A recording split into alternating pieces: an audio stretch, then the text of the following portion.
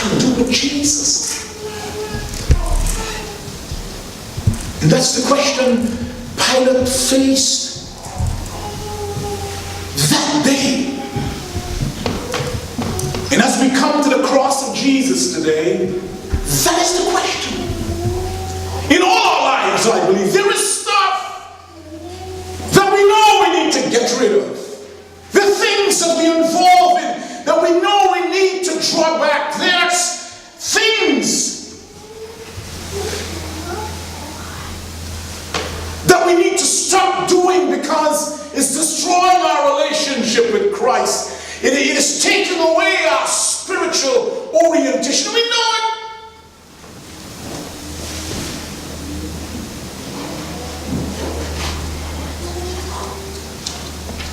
We had a discussion on Wednesday night about sorrow for sin.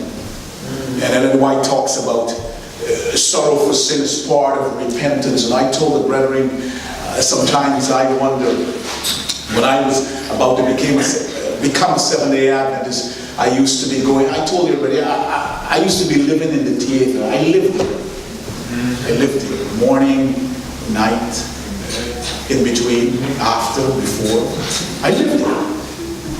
So when I became a Seventh-day Adventist and they asked me to stop doing all this stuff, Lord have mercy.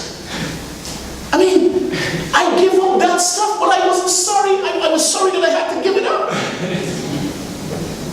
Yeah. It was such a big part of my life. I had to give it up.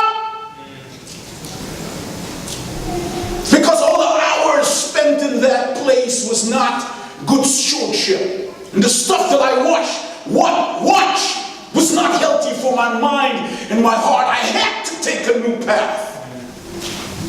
And I can't say honestly that I was sorry for giving up the theater. No, I gave it up. But I wasn't sorry. But now I thank God that I did. Because I have much better things to do. My time and my energy with the little resources that I have. Amen. Listen, man, all of us are confronted at various times. And don't feel that you are the worst person because you're struggling with something. We all are struggling with stuff. Regardless of how nice you look or how well you're dressed up in a suit and a tie and you call yourself pastor. Regardless of that, we all are struggling. And that is why Jesus says as often, the Seventh-day Adventist Church does it once a quarter, but this is just this is just a guideline. Jesus says as often. Before I came to the United States, I used to do communion service more often. When we had AY revival, after the revival, we closed the revival at the cross with a communion service. When I went to camp, and we had camp meeting and the revival of our young adults, we had communion service. We ended up at the cross. It was the place where we had to make the decision between the world and Jesus, between our secular environment. We have to answer that question, what shall I then do with Jesus?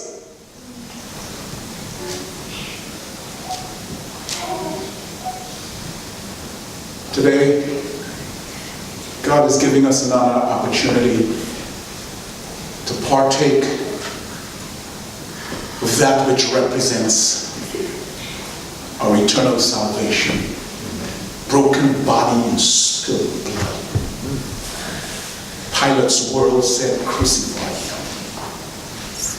Judas rejected him, betrayed him, and rejected him. Pilate didn't have the courage to stand up and make the decision that he knew was right. He was sucked in by the world and by the noise around him. And all of us are challenged by that noise every day. Because we are not so many in this country or anywhere else that we hear the songs of salvation, or we hear the nice words. No! The noise we hear sometimes drag us in to the mud. And we have to answer that question, what shall I then do with Jesus?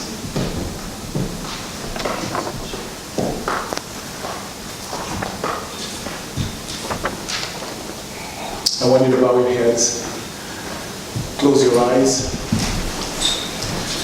and forget that anybody else exists just for a moment. And I want you to pray to God today, whatever it is, whatever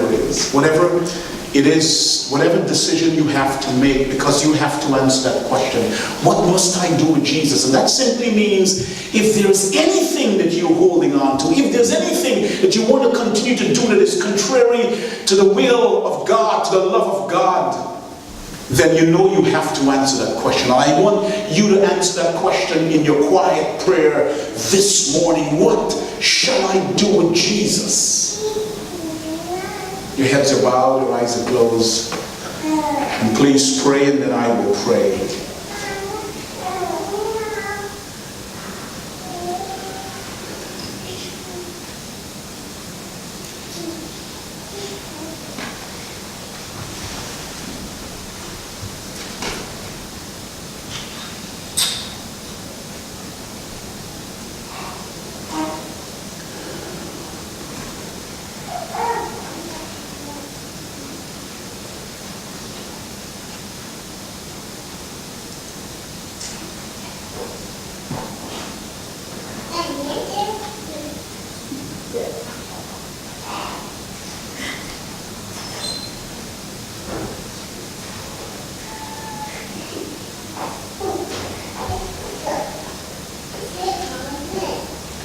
Amen. Father in heaven, we thank you today that in the name of Jesus, we can come to the foot of the cross. And as we look upon the cross of Jesus, that question, Lord, confronts us yet again. What then shall I do with Jesus? If we choose, Lord, not to forgive somebody who hurt us or somebody who did not treat us well, if we choose not to forgive, Lord, what then shall we do with Jesus? Because he is the epitome of forgiveness. If we choose to continue in sin, what then shall we do with Jesus? He is the Savior of the world. His blood cleanses us from all unrighteousness. Heavenly Father, I pray in every heart that there will be a response to heaven this morning. That we will take Jesus as our personal Savior, as the one who cleanses us, who delivers us, who saves us, who gives us power to make the right decisions and right choices in spite of the noise that is in our world, maybe in our own heads. And as we partake, Lord, of the emblem of his broken body and spilled blood, may this be an honest, transparent response to the question, what shall I do with Jesus? I will eat and drink because he died so that I can live. He shed his blood so that I can be cleansed. He rose again so that I can be delivered from the debt of sin and one day be with him in glory. Thank you, Father, for giving us the grace to respond in the affirmative. What shall I do with Jesus? He is our Savior. He is our Lord. And so, Lord, let it be forever and ever. In Jesus' precious name. Amen. we stand together as we sing our hymn of consecration and give my life to thee. At the final stanza, of course, we will repair to the place of feet washing. As we begin to sing the final stanza, I gave my life to thee. Number 281.